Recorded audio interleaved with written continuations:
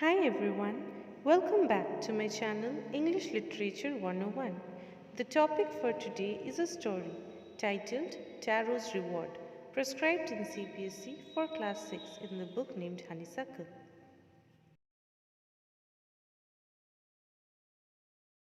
Before starting with the story, let us have a look into the characters of the story. The first character, or rather the main or central character of the story, is a young boy named Taro. He is a poor, kind-hearted and obeying child of his parents. Second character is Taro's parents, who are very old. Then comes the villagers, who are very mean towards Taro. And lastly, we have the emperor, who is a nice and just king. So, as we are now aware of the various characters, so without any delay, let's begin with our story. Taro's Reward. There was a young boy named Taro. He was a woodcutter. He used to stay with his parents on a lonely hillside. He was very hardworking. But though he was hardworking, all day long he used to chop wood, but still he earned little money, or the money was insufficient for him to fulfill the needs and necessities of life, which made him very sad. He was very thoughtful. He wanted to give all happiness to his parents, but he was unable to do so due to lack of money. One evening, Taro, along with his parents, was sitting in a corner of their hut, and suddenly strong wind started to blow. The wind was so strong that everyone felt cold, and all of a sudden, Taro's old father said that he wished he had a cup of sake. Sake is basically a Japanese drink which helps to keep body warm and is very expensive. So Taro's father wished to have a cup of sake. And on listening to it, Taro felt bad as the drink is very expensive and he is in short of money. He then started questioning himself that what could he do so that he can fulfill his father's wish and bring him a cup of sake? And the only idea that he came up with is to work harder. Next morning, Taro got up early than he usually gets up and went to the forest. He kept on chopping and cutting. He was doing extra work just to fulfill his father's wish.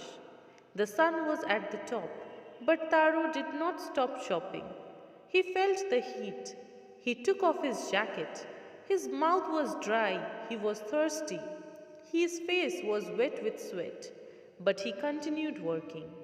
Then all of a sudden, Taro stopped chopping. Now, why did he stop chopping? Let's find out. He heard a sound.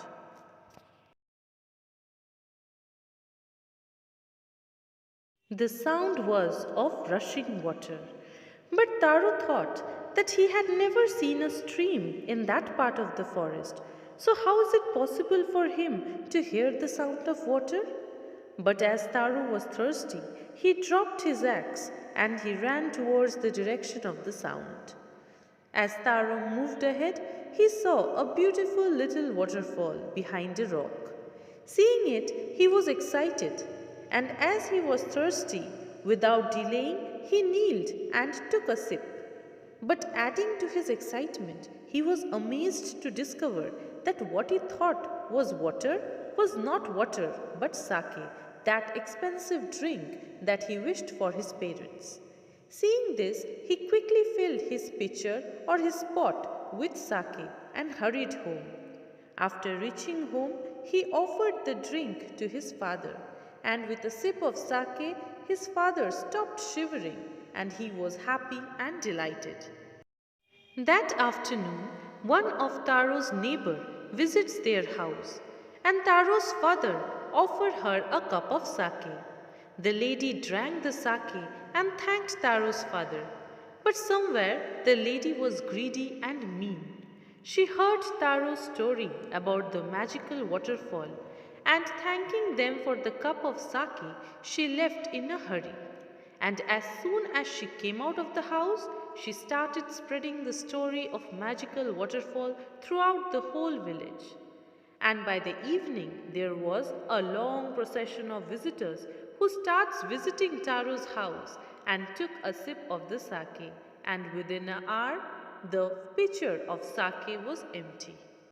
Next morning, Taro went to the forest early, and he carried with him the largest pot that he had, thinking that he would bring more sake for his family. But when he reached the waterfall, he was shocked and amazed. He saw all his neighbors there. Each of them were carrying pots, jars, buckets, and even one of the villagers knelt and held his mouth under the waterfall to have sake. Seeing this, Taro was surprised.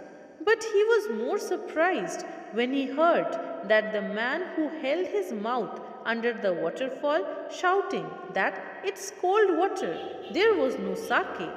Taro tricked us. He had fooled us. And now let's find Taro and we will drown him in this waterfall. Listening to this, Taro hid himself behind a rock away from villagers' sight. The villagers were angry and disappointed, and they finally left the place one by one. After the place was clear, Taro came out of his hiding place and wondered that how is that possible? Was all that happened to him was nothing but a dream?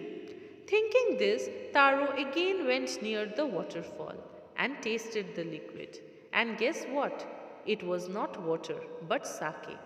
Then Taro understood that it was a magical waterfall which gave sake to him, and to everyone else it gave only cold water. This story of Taro and the magical waterfall reached the ears of the Emperor of Japan.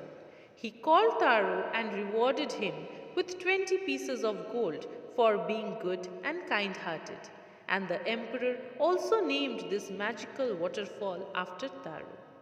So, the moral of the story is that we should be good and we should always obey and take care of our parents and elders.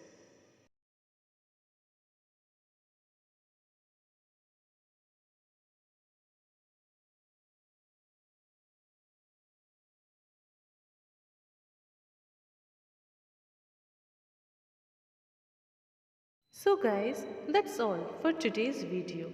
I hope that you all have understood the story well.